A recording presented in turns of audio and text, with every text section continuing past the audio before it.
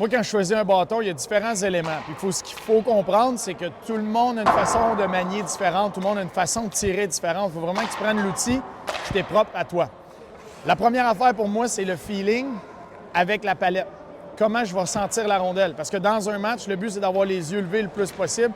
Je veux être capable de sentir la rondelle sur ma palette. Puis je veux être capable de sentir que quand la rondelle vient frapper ma palette, qu'elle reste là, qu'elle n'explose pas à revoler partout.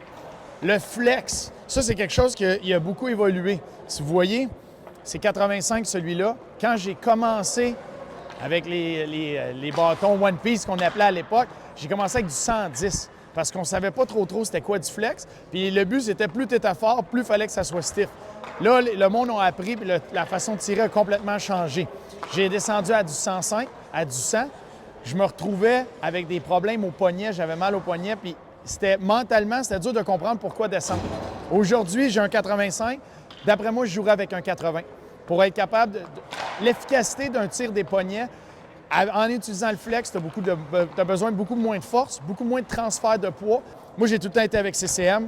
Puis là, quand je vois la technologie, merci à CCM de ce cadeau-là, c'est phénoménal la technologie qu'il y a présentement. D'après moi, j'ai un meilleur tir ici, dans une ligue de garage, que je peux avoir dans mes dernières années dans la ligue.